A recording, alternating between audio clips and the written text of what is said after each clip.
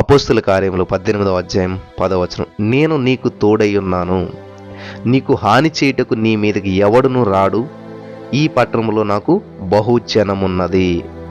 స్తోత్రం దేవ సర్వోన్నత సర్వాధికారి. ఈ సమయంలో నీ యొక్క వాక్యాన్ని ధ్యానిస్తూ ఉండగా మాతో మాట్లాడి ప్రతి వారికి వినగల చెవి గ్రహించగలది అనుగ్రహించమని నజరేయుడైన యేసుక్రీస్తు నామములో ప్రార్థించి నమ్మి పొందుకుని ఉన్నామా పరమ తండ్రి, ఆమేన్. హల్లెలూయా.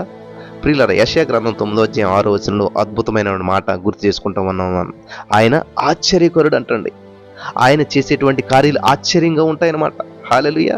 ఆయన ఆలోచన చెప్తాడు, నువ్వు విన్నట్లయితే, నువ్వు గ్రహించినట్లయితే, ఆయన చెప్పినటువంటి ఆలోచన ప్రకారం నువ్వు నడిచినట్లయితే నీ జీవితంలో ఉన్న ప్రతి అప్పు, ప్రతి ఆర్థిక సమస్య, ప్రతి అనారోగ్యం నుంచి ఖచ్చితంగా నువ్వు విడుదల పొందుకుంటావు. కాబట్టి నువ్వు కనిపెట్టాలి, ప్రార్థించాలి. దేవుని యొక్క మనసును ఎరిగి ఆయన యొక్క ఆలోచనను గ్రహించినట్లయితే ప్రత్యేకంగా ప్రతి వారికి విడుదల పొందుకుంటారు. ఒకసారి ఒక దైవజన్ జీవితంలో జరిగినటువంటి గొప్ప అద్భుతమైనటువంటి కార్యాన్ని మీతో పంచుకోవాలని నిజ సంఘటన మీ ముందుకు తీసుకుని వస్తున్నాను. జాగ్రత్తగా వినండి. ఈ యొక్క సేవకుడు, దేవుని సేవకుడు, మరి దేవుని పరిచర్య చేస్తూ ఉన్నాడు. కొంత డబ్బు అవసరమైంది, $10,000 అవసరమైంది ఆయనకి.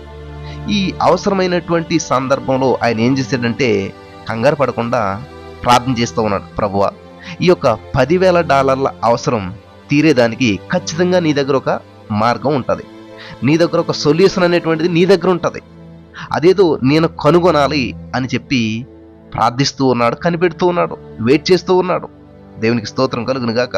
దేవా, ఆ మార్గం ఏంటో నేను తెలుసుకోవాలి, నీ దగ్గర మార్గం ఉంది, ఆ మార్గం నాకు తెలియజేదేవా, నా మనోనేత్రాలు వెలిగించి దేవా, ఈ $10,000 నాకు పొందుకోవాలి, ఎలా రిసీవ్ చేసుకోవాలో నాకు నా మనోనేత్రాలు వెలిగించుదేవా అని చెప్పి ప్రార్థన చేస్తూ ఉన్నప్పుడు అప్పుడు దేవుడు దర్శనంలో ఇట్లాగా ఒక ఆలోచన ఇచ్చేటంట. ఒక మాట చెప్పాడు, ఏంటంటే నువ్వు పలానా షాపింగ్ మాల్ దగ్గరికి వెళ్ళు అన్నాడంట.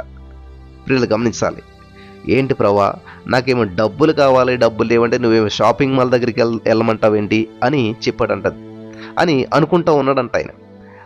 సరే, ఈ $10,000 డబ్బు అవసరమైతే దేవుడిచ్చినటువంటి సలహా ఏమిటనుకుంటున్నారు? మీరు ఊహించినట్టుగా దేవుడిచ్చేటువంటి సలహా ఉండదు.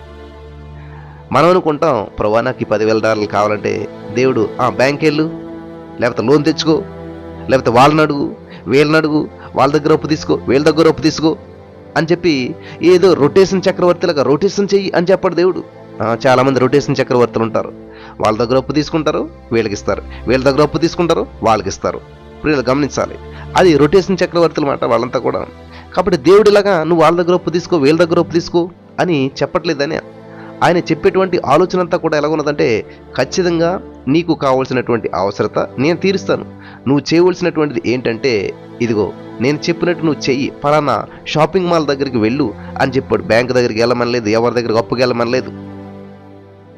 కాబట్టి ఆ టైంకి ఆ వ్యక్తికి $10,000 చేతికి రావాలంటే ఆ ప్రణాళిక దేవుని యొక్క మనసులో ఉంది. దేవుడు ఆల్రెడీ ఒక ప్రణాళిక వేసుకున్నాడు. ఆ దేవుడి మనసులో ఉన్నటువంటి ప్రణాళిక దేవుని మనసును ఎరగాలి. క్రీస్తు యేసున కలిగిన మనసు మీరు కలిగి ఉండాలి. కాబట్టి ఆయన చెప్పినటువంటి ప్రణాళిక ప్రకారం, ఆ ప్రణాళిక ఏదైతే ఉందో ఆ ప్రణాళికను ఈ యొక్క దైవ సేవకుడు పట్టుకున్నాడు, విచారణ చేశాడు, దేవుడి దగ్గర కనిపెట్టాడు, తెలుసుకున్నాడు, విన్నాడు, విధేయత చూపించాడు. హల్లెలూయా, దేవునికి స్తోత్రం. విన్నాడు, విధేయత చూపించాడు. అంతమంది చేసే పని ఏంటంటే ఇక్కడ మాత్రం వింటారు కానీ విధేయత చూపించరు. అంటే విన్న మట్టికి వింటారు కానీ గ్రహించరు, చెప్పినట్టు చేయరు. వీళ్ళు గమనించాలి. డబ్బు లేదంటే షాపింగ్ మాల్ ఏమిటి? డబ్బులు లేవు ప్రభావ, నేను డబ్బులు అడుగుతుంటే షాపింగ్ మాల్ దగ్గరికి వెళ్ళమంటావు ఏంటి అనే ప్రశ్న ఈ యొక్క దైవ సేవకుడు ఏమీ అడగలేదు, వాదించలేదు.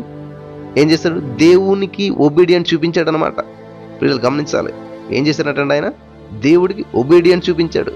మీరు యెషయా గ్రంథం 1వ అధ్యాయం 19వ వచనం చదువుకున్నట్లయితే అక్కడ మీరు ఏం చేయాలంటే సమ్మతించాలి అని ఉంటుంది అనమాట. సమ్మతించాలి అంటే కావాలని చెప్పి కోరుకోవాలి. నువ్వు అప్పు నుంచి బయటకు రావాలి, అప్పు నుంచి విడుదల పొందాను అని చెప్పి, అప్పు నుంచి నేను బయటపడ్డాను అని చెప్పి నువ్వు కోరుకోవాలి. అటువంటి కోరుకుండాలి. హల్లెలూయా. ఖచ్చితంగా నీకు అటువంటి కోరిక ఉన్నట్లయితే దేవుడు దాన్ని నెరవేరుస్తాడనమాట. వింటున్నారా? జాగ్రత్తగా వినాలి. నెంబర్ 1 నీకేముండాలంటే కోరిక ఉండాలి, సమ్మతించాలి నువ్వు. నెంబర్ 2 దేవుడి యొక్క సలహా సూచన ఇస్తాడు కాబట్టి మనం దానికి లోబడాలి. హల్లెలూయా. వినాలి, దానికి లోబడాలన్నమాట. కాబట్టి ఆ దైవజనుడు ఆలోచన తీసుకున్నాడు, ఊరకనే వెళ్ళి అక్కడ నిలబడు అన్నాడంతే దేవుడు. ఆ షాపింగ్ మాల్ లోపల కూడా కాదు, షాపింగ్ మాల్ కుడి వైపున నువ్వు నిలబడు అన్నాడంట. అంతే, దేవుడు చెప్పాడు, ఆ సేవకుడు వెళ్ళి ఆ షాపింగ్ మాల్కి ఆ కుడి వైపున నిలబడి ఉన్నాడంతే. కాసేపటికి ఒక వ్యక్తి వచ్చాడు. మీ పేరు పలానా కదా అంటే ఎస్ అన్నాడు. వెంటనే ఆ వ్యక్తి వచ్చి $10,000 చేతిలో పెట్టి వెళ్ళిపోయాడంట. ఎవరో తెలియనటువంటి వ్యక్తి, ముక్కు ముఖం ఎరగనటువంటి వ్యక్తి సడన్ గా రావటం, ఆ యొక్క $10,000 చేతిలో పెట్టి వెళ్ళిపోవటం జరిగిందంట. హల్లెలూయా! నమ్ముతున్నారా? మీరు నమ్ముతున్నారా? దేవునికి స్తోత్రం.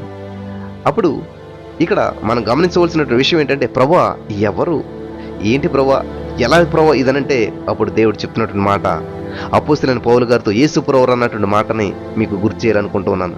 పౌలు, నువ్వు భయపడకు, మాట్లాడు, నేను నీకు తోడైనాను, నీకు హాని చేయటకు నీ మీదకి ఎవడు రాడు, ఈ పట్టణంలో కూడా నాకు బహుజనం ఉన్నది. అప్పుడు ఆ దైవ సేవకుడు తట అన్నాడంట, దేవుడు ఇక్కడ కూడా నాకు మనుషులు ఉన్నారు, ఇక్కడ కూడా నేను చెప్తే మాట వినేటువంటి వారు ఉన్నారు. కాబట్టి నేను చెప్పాను కాబట్టి ఆ వ్యక్తి నీకేం చేశాడు, $10,000 పట్టుకొచ్చి నీ చేతిలో పెట్టి వెళ్ళిపోయాడు. కాబట్టి ఇక్కడ కూడా ఎవరున్నారంటండి, ఈ పట్టణంలో, ఈ భూమి మీద, ఈ పట్టణంలో కూడా నాకు మనుషులు ఉన్నారు, బహుజనం ఉన్నది, ఈ పట్టణంలో కూడా నా మాట వినేటువంటి వారు ఉన్నారు అని చెప్పి దేవుడు ఆ పాస్టర్ గారితో, ఆ దైవ సేవకుడితో చెప్పాడంట. హల్లెలూయా! దేవునికి స్తోత్రం కలుగును గాక. కాబట్టి నీవు బయటికి రావటానికి నీకు మార్గం తెలియదు అన్నమాట. నీవు బయటికి రావటానికి నీ మార్గం తెలియడం లేదన్న మాత్రాన ప్రియులరా, మార్గమే లేదనుకోవద్దు. వింటున్నారా? నీకు ఆ అప్పుల నుంచి బయటికి రావడం ఎలాగో తెలియటం లేదు కాబట్టి ఇంకా మార్గం లేదు అని అనుకోవద్దు. నీకు తెలియడం లేదంతే. హల్లెలూయా అంటాడు మాట దేవుడు. నువ్వు మనిషివి, నేను దేవుణ్ణు, కాబట్టి నాకు అసాధ్యమైనది ఏమన్నా ఉన్నదా? నీకు మార్గం తెలియట్లేదని చెప్పేసి మార్గం లేదు అంటే ఎలాగా? నీకు తెలియట్లేదు అంతే. ఖచ్చితంగా ప్రతి సమస్యకు మార్గం ఉంది. మన దేవుడు ఆ మార్గం అయినాడు. ప్రతి సమస్య నుంచి విడిపిస్తాడు నువ్వు నమ్మినట్లయితే, విధేయత చూపించినట్లయితే. మరి ఇక్కడ ఉన్న వారందరికీ కూడా అటువంటి విధేయత చూపించేటువంటి మనసు నుంచి, ప్రతి సమస్య నుంచి బయటపడటానికి దేవుడు సహాయం చేసి నడిపించి బలపరచును గాక. ఆమేన్.